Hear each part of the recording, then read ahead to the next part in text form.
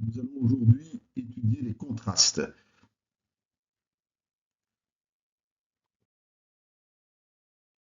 L'entièreté de la parole se compose de contrastes, axés sur ce qui plaît et ce qui déplaît à Dieu, mais aussi sur les conséquences positives de l'obéissance et négatives de la désobéissance. C'est sans aucun doute la façon la plus simple pour le chrétien de comprendre comment satisfaire Dieu et comment vivre sous sa bénédiction. Par ces quelques efforts de comparaison, le chrétien se crée ainsi un mode d'emploi simple à mettre en pratique.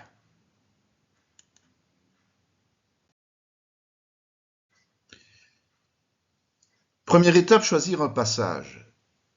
Un livre qui se prête facilement à ce type de travail est celui des Proverbes, du moins pour ceux qui cherchent à marcher dans la vérité.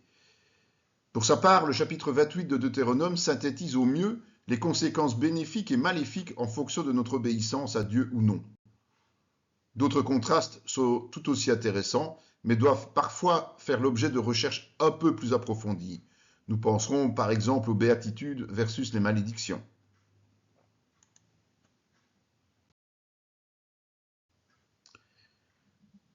Deuxième étape, l'analyse. Il faut d'abord réaliser un tableau de 2 colonnes. C'est sans doute l'analyse la plus simple à faire. Vu la limpidité du processus, 2 colonnes suffisent pour écrire en vis-à-vis, au fur et à mesure de la lecture, les points positifs et les points négatifs. Prenons un exemple, le chapitre 2, versets 21 et 22 du livre de Proverbes. Car les hommes droits habiteront le pays, les hommes intègres y resteront, mais les méchants seront retranchés du pays, les infidèles en seront arrachés. Il y a plusieurs manières d'analyser ce passage. Il faudra donc déterminer l'angle d'approche afin d'établir la comparaison. Si nous étudions le comportement agréé ou non de Dieu, cela pourrait donner ce qui suit. Le comportement agréé serait la droiture, l'intégrité. Le comportement exécré serait la méchanceté, la fidélité. A contrario, si nous cherchons à analyser les conséquences du comportement de l'homme, nous révélerions plutôt cela. Les conséquences de la droiture, c'est vivre sereinement chez soi à long terme. Les conséquences de la désobéissance, c'est l'exil. Rien ne nous empêche d'aborder plusieurs approches dans un même passage et ainsi en faire ressortir toute sa quintessence.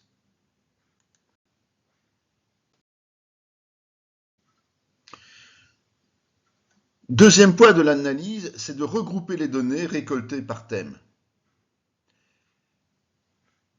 Nous constatons rapidement que des contrastes reviennent de manière répétitive, parfois parfaitement similaires aux précédents, parfois légèrement différents dans l'une ou l'autre composante. Pour éviter d'engorger notre tableau et d'en faire un document illisible, nous travaillerons de préférence avec des fiches, éventuellement de couleurs, chacune d'entre elles divisée en 2 colonnes, reprenant un groupe d'idées similaires. Par exemple, dans le cadre du comportement agréé au nom de Dieu, nous aurons une fiche sagesse, une autre intelligence, une autre crainte de Dieu. Pour une question de motivation, nous les nommerons selon leur connotation positive, évidemment.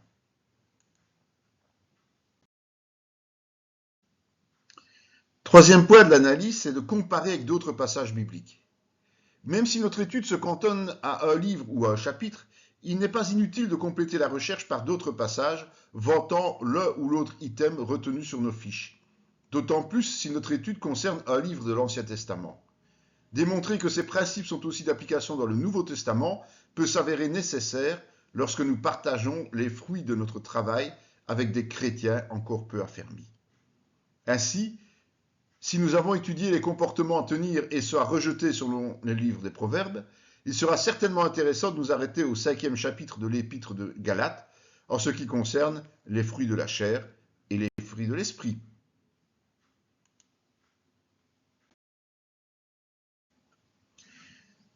Troisième étape, nous concluons. Étant donné le principe de simplicité, la conclusion saute la plupart du temps aux yeux, sans nécessiter de longue méditation. Mais l'avantage principal de ce type d'étude, c'est qu'elle demeure ouverte en permanence. Rien ne nous empêche de continuer notre collecte tout au long de nos lectures quotidiennes pour en faire une véritable mine d'or spirituelle en nourrissant nos fiches thématiques.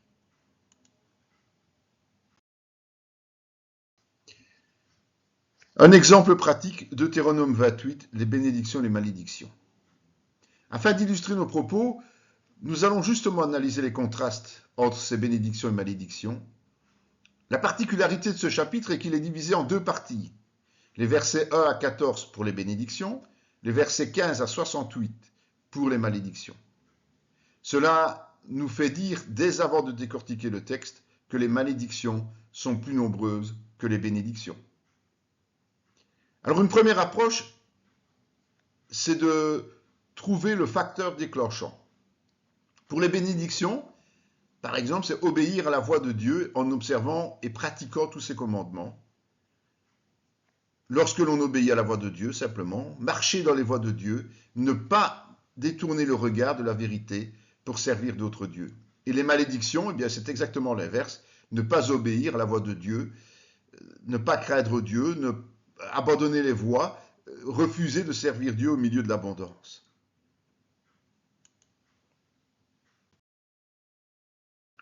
Une seconde approche, c'est justement de voir les bénédictions et les malédictions. Et nous verrons là-bas, nous n'allons pas prendre tous les détails de ce tableau, mais nous voyons que parfois, il n'y a pas d'alter ego en face, une opposition, un contraste.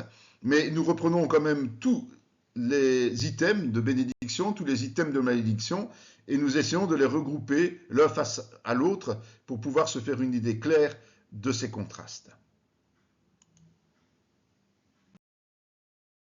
Et nous voyons que ce tableau est plus que important puisque nous avons une deuxième page, beaucoup plus de malédictions que de bénédictions, évidemment.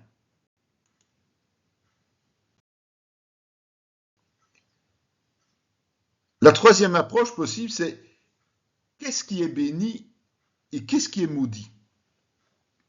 Et là, vous voyez par exemple que pour les bénédictions, il y a la personne même, les enfants, le sol, le bétail et tout d'autres détails. Et dans les malédictions, cela va même un peu plus loin encore.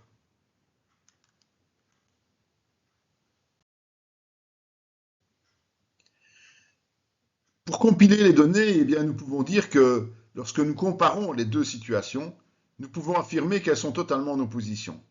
D'une part, celui qui obéit au commandement de Dieu peut s'attendre à ce que lui-même, son entourage, ce qui lui appartient et sa descendance soient bénis au-delà de ses espérances. D'autre part, celui qui désobéit perdra tout ce qu'il a et attirera la malédiction sur lui-même. Son entourage, ce qui lui appartient et sa descendance, dans des proportions abominables, jusqu'à la destruction totale en passant par des souffrances atroces. Nous devons toutefois tempérer nos propos car Deutéronome s'adresse au peuple juif et non aux chrétiens. Jésus est venu accomplir la loi et les prophètes, tout en nous permettant de vivre dans sa liberté. Dans 1 Jean, il est dit que si nous confessons nos péchés, il est fidèle et juste pour nous les pardonner et pour nous purifier de toute iniquité. Donc lorsque nous vivons dans le péché, Dieu nous châtie afin de nous faire réagir. Si nous revenons à lui par la repentance, nous reprenons notre route sans autre dommage.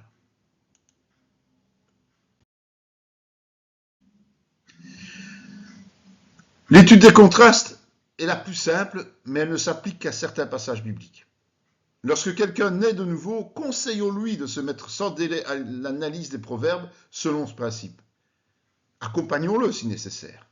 Ainsi, il comprendra très vite quelles attitudes plaisent à Dieu et lesquelles il a en horreur. Cela évitera beaucoup de déceptions ou d'incompréhension par la suite.